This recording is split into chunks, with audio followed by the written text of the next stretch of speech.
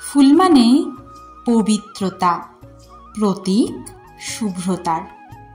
ফুল মানে কোমলতা, সুবাস আছে যার।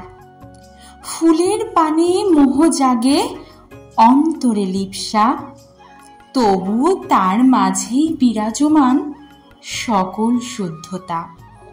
ভ্রমর আসে মধু পানে, সুগন্ধ তার বেশ, হরেক রঙে রঙিন তাকে দেখতে লাগে বেশ। সৌন্দর্যতার প্রতীক সে তো যেন তেজস্বী, তার পানে হার মানবে সকল উর্বশী। ফুলের মাঝে নিদর্শিত ভালোবাসার রূপ, তার মাঝে আকৃষ্টতা, চতুর্দিক চুপ।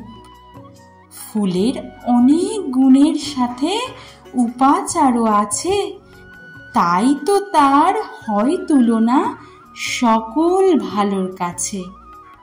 বন্ধুরা, আমার ছাদ বাগানের বেশ কিছু বাগান বিলাসের প্রাচুর্য আপনাদের সামনে তুলে ধরলাম। কবিগুরু রবীন্দ্রনাথ ঠাকুরের ভাষায় বলা বাগান বিলাস। কবিগুরু রবীন্দ্রনাথ ঠাকুর হয়তো অনেক ভালো লাগার থেকেই এই ফুলের নামকরণ করেছিলেন বাগান বিলাস। কারণ এই বাগান বিলাস আপনার বাড়ির বাগানকে এক অন্য রকম শোভার সঙ্গে সঙ্গে শান্তিও প্রদান করবে। যখন এই সবুজ পাতার মধ্যে থেকে ফুলগুলো বেরিয়ে আসবে, আপনার চোখ যেন মোহিত হয়ে যাবে এদের প্রাচুর্য দেখতে দেখতে। আমার বাড়ির ছাদ বাগানের বেশ কিছু বাগান বিলাসের প্রাচুর্য আপনাদের সঙ্গে তুলে ধরলাম। আপনারা যদি এই বাগান বিলাসের প্রত্যেকটির নাম জানতে চান এবং কিভাবে আমি এই বাগান বিলাসের পরিচর্যা করি, তা আপনাদের ভিডিওর মাধ্যমে অবশ্যই জানাবো।